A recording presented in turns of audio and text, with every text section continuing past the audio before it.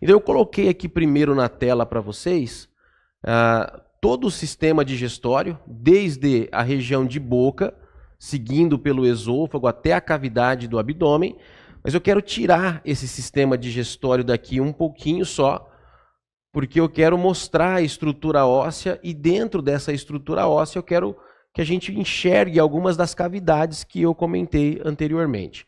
Tá bem? Então, quando a gente fala sobre cavidades do abdômen, eu quero que você consiga perceber o seguinte: dentro dessa estrutura, né, que a princípio é uma cavidade única, nós vamos precisar observar uma camada de peritônio contornando a cúpula do diafragma, buscando a parede posterior, só que não tocando na parede posterior e descendo em direção à pelve, deixando um espaço atrás dessa membrana que é o retroperitônio, que nesse momento ela volta a nos interessar não mais pelo sistema renal que vai estar lá, mas por outras estruturas que fazem parte do sistema digestório. Por exemplo, pâncreas, a primeira parte do intestino delgado. Então, novamente, é importante a gente lembrar do retroperitônio que nós conversamos numa outra aula já passada. E quando nós estamos na região pélvica, é importante que você se recorde que ele vai fletir no sentido anterior, recobrir vísceras que são ditas vísceras pélvicas, por exemplo, a bexiga, né, tanto no homem quanto na mulher, o aparelho genital masculino, né, próstata, as vesículas seminais, que estão ali contidas na pelve masculina, e a partir daí ele vai fletir no sentido superior, fazendo agora o revestimento da parede anterolateral e vai chegar até a região do diafragma novamente.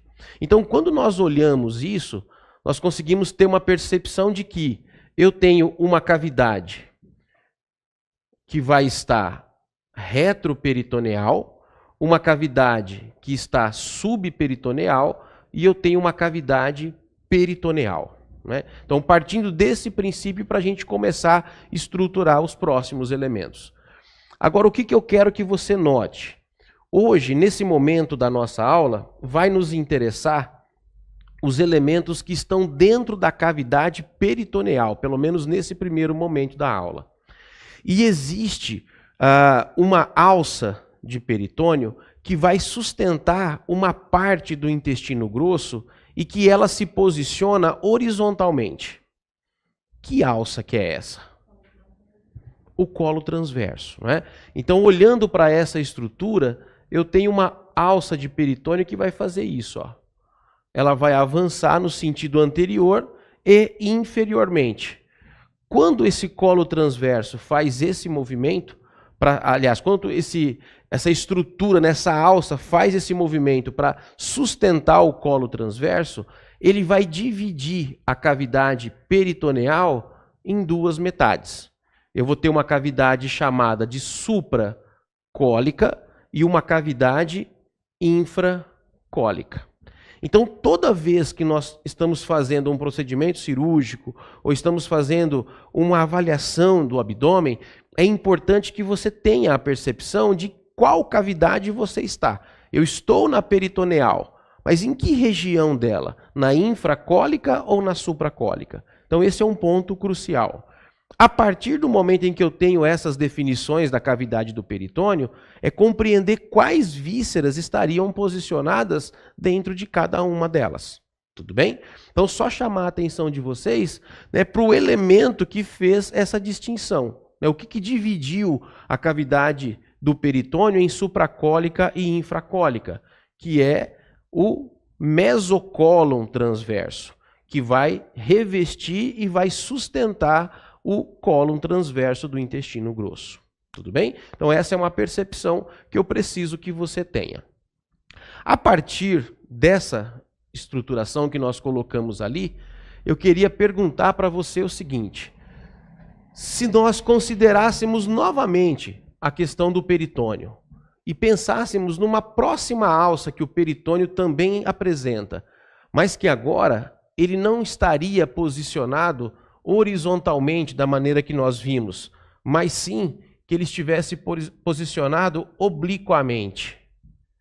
Qual seria essa alça? eu tenho o mesocólon transverso, que foi uma das alças do peritônio que nós vimos. Dividia em supra e infracólica. E qual é uma outra alça que vai se posicionar obliquamente?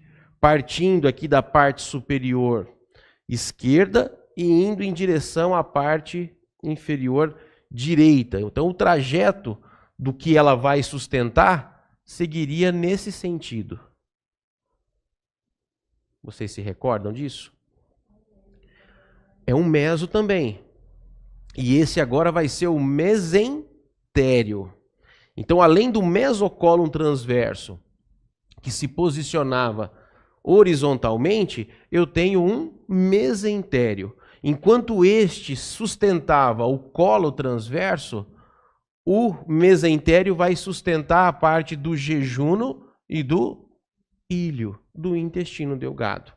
E aí, quando eu considero esses elementos, eu consigo enxergar que, além de fazer a divisão, não é, da cavidade peritoneal numa porção superior e numa porção inferior, a porção inferior eu consigo subdividi-la numa metade que está à esquerda e uma outra metade que está à direita. Então, a minha mão dentro da cavidade, né, peritoneal, ela teria uma certa dificuldade em fazer isso, né? Olha, em avançar dessa parte inferior, onde eu estou aqui, na parte infracólica, em direção à supracólica. E se eu estivesse manuseando alguma coisa aqui na minha esquerda, eu teria dificuldade da minha mão avançar para a direita. Por quê? Porque existem alças de peritônio que vão separar essas cavidades. Tudo bem? Então, sempre que você for fazer qualquer manuseio cirúrgico nessa região, eu preciso considerar o posicionamento dessas duas alças.